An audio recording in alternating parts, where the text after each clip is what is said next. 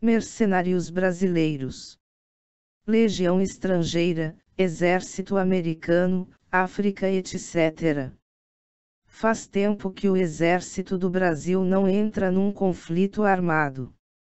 Em compensação, os brasileiros se embrenham em tropas alheias. Os americanos contratam facilmente brasileiros, bastando uma prova de nível médio. Os russos estão também se articulando para privatizar grande parte de suas forças militares. Franceses fazem isso há muito tempo. As perspectivas de trabalho para quem deseja abraçar a carreira militar no mundo continua aumentando, a despeito de que se diga que a arte da guerra é algo ultrapassado. Lutar mais pelo dinheiro que por patriotismo se torna algo cada vez mais comum. Logo que foi procurado para esta reportagem, o catarinense Alexandre Daniele deu uma pista de como é o seu dia a dia, pedindo mais um tempinho para responder algumas perguntas por e-mail. Desculpe, estou na correria, problemas com Irã. Assim, escrevendo Irã com N, ele dá mais uma pista, a de quem está íntimo da língua inglesa. O motivo é simples. Ele mora nos Estados Unidos há 9 anos e integra a United States Marine Corps, o Corpo de Fuzileiros Navais dos Estados Unidos desde 2008. Hoje, aos 30 anos, no pelotão de engenheiros de Camp Pendleton, em San Diego, Califórnia, Daniele já saiu em missão para mais de 10 países. Entre eles estão Afeganistão, Quirguistão e Paquistão.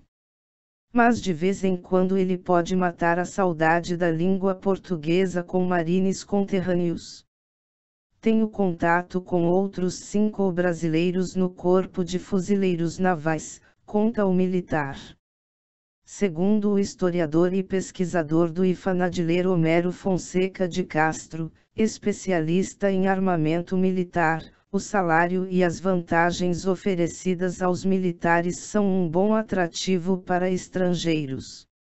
O soldado raso, posto mais baixo da hierarquia, recebe $1.274, o que é ligeiramente superior ao salário mínimo americano, mas deve-se pensar nos benefícios, principalmente roupa, comida, alojamento e alguns confortos subsidiados.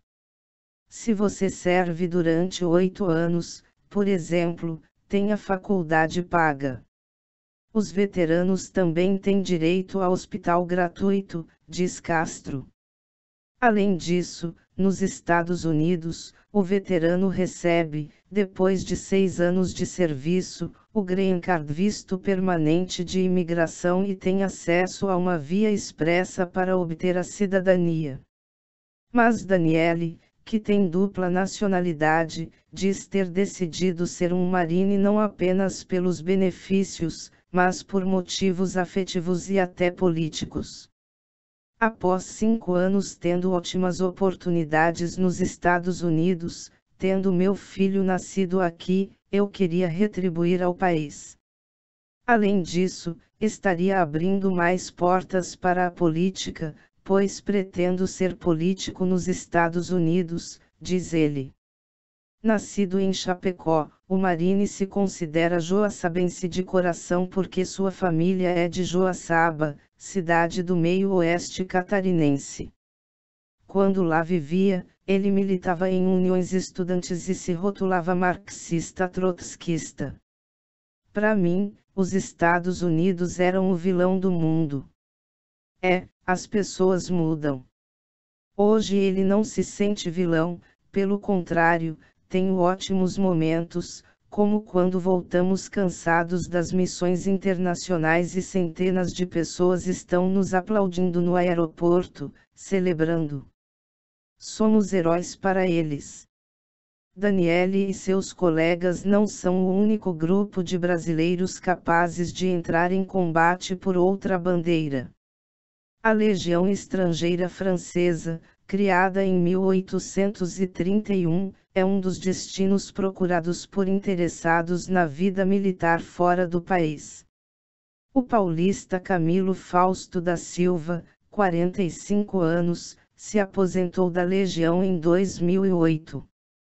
Em 18 anos de serviço, participou de missões em diversos países, como Somália, Ruanda, Macedônia, Kosovo e Guiana Francesa.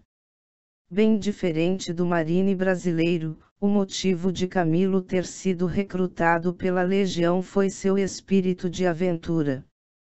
Com 22 anos, em viagem pela Europa, soube da existência da tropa e resolveu se inteirar sobre o assunto. Na época, não saí do Brasil com essa intenção. Eu queria conhecer outros países, outras culturas. Quando cheguei em Portugal, vi uma reportagem sobre a Legião Estrangeira. Fui então para Paris, gostei e fiquei. Financeiramente, servir à Legião também foi compensador para Camilo, que em São Paulo trabalhava como ferramenteiro para uma empresa. Se a pessoa se organizar, dá para economizar porque o militar mora e come no quartel, tem assistência médica gratuita. E quando está em missão, o salário aumenta, podendo ficar entre 3.000 a 3.500 euros, diz Camilo. Segundo a Legião Estrangeira, atualmente, o soldo inicial de um soldado é de 1.295 euros, e, a partir de 3 anos de serviço, o legionário pode pedir a obtenção de cidadania francesa. É fato, os benefícios existem. Mas aí vem a pergunta que não quer calar: podendo ficar em paz no Brasil, não teve medo de entrar para uma tropa estrangeira? Camilo responde com outra pergunta: medo de quê? Ser policial no Rio de Janeiro, por exemplo, é muito mais perigoso do que servir à Legião Estrangeira. Segundo o ex-legionário, a imagem do senso comum de que a instituição é formada apenas por mercenários não é verdadeira. As motivações para ingressar na Legião são diversas: dinheiro, espírito de aventura, desilusão amorosa, refúgio, tem de tudo. Com relação ao número de brasileiros que fazem parte de suas tropas, a Legião, por meio de sua assessoria, disse à revista de História que não tem como precisar. Mas Camilo arrisca uma estimativa: na época que fui recrutado, a Legião tinha cerca de 10.000 militares, sendo 40 brasileiros. Hoje, as tropas devem ter uns 500 brasileiros, de um total por volta de 8.500. A falta de precisão quanto à quantidade de recrutados oriundos do Brasil é um fato recorrente em outras tropas fora do país.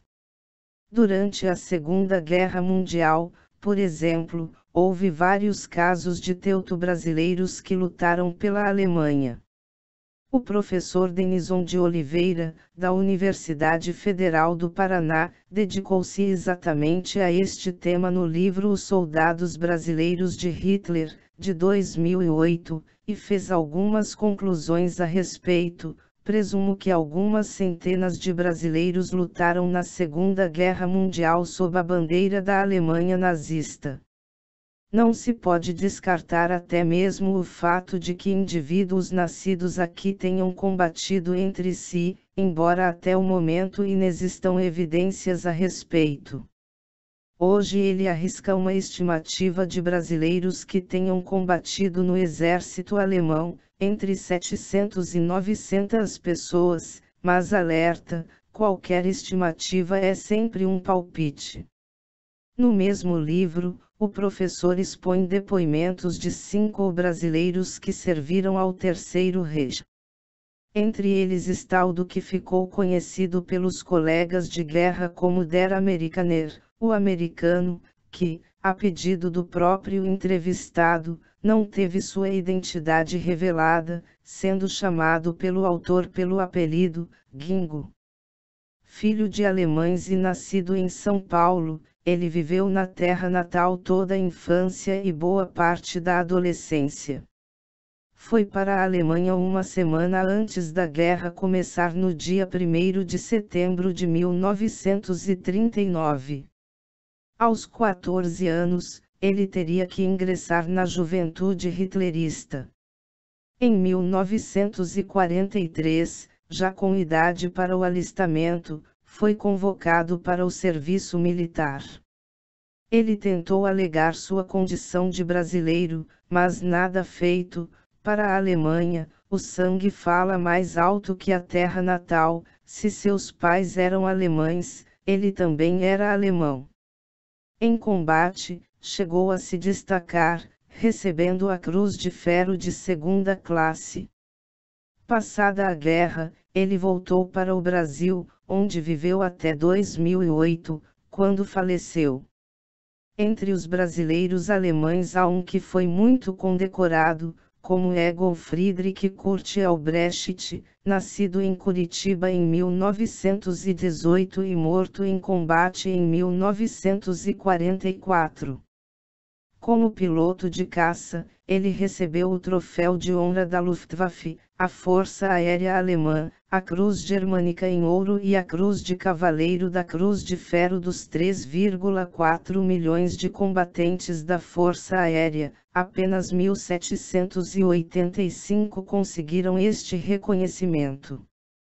Curitiba também gerou outro brasileiro condecorado, desta vez, lutando do lado dos aliados. Era o franco-brasileiro Pierre Clostermann, de 1921 a 2006. Filho de um diplomata francês, serviu na Força Aérea Real Britânica durante a Segunda Guerra Mundial e tornou-se o primeiro as da França. Nesta conquista, o Brasil tem um grande mérito. Foi no Aeroclube Brasileiro que ele obteve seu brevet de piloto. Clostermann, que também era jornalista, tendo colaborado para o Correio da Manhã, escreveu um livro que se tornou referência para futuros pilotos, O Grande Circo, 1948, que conta detalhes dos combates aéreos que viveu. Além das homenagens francesas recebidas por sua atuação na guerra, ele ainda foi agraciado, em 2004, pela Força Aérea Brasileira com uma condecoração. Em matéria de dupla nacionalidade, como se vê, as chances de ir para uma guerra aumentam. Os israelenses que o digam. Toda pessoa que tem ascendência judaica até o 3º grau, ou seja, se tiver um dos bisavós judeu, pode reivindicar a nacionalidade de Israel, onde o serviço militar é obrigatório para homens e mulheres.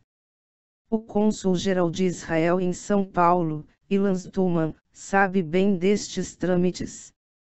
Não só por ser uma autoridade diplomática, mas por ele mesmo ser, ao mesmo tempo, israelense e brasileiro, de São Paulo. Stulman viveu na Terra da Garoa até os 18 anos. De 1978 a 1982, estava ativo no exército israelense. Estive na Primeira Guerra do Líbano, 1982, lembra ele, que percebe no serviço militar um lado positivo. A guerra não é agradável para ninguém, mas aprende-se muito no exército. Aprende-se, por exemplo, que seus limites são maiores do que você imagina, do ponto de vista físico e emocional.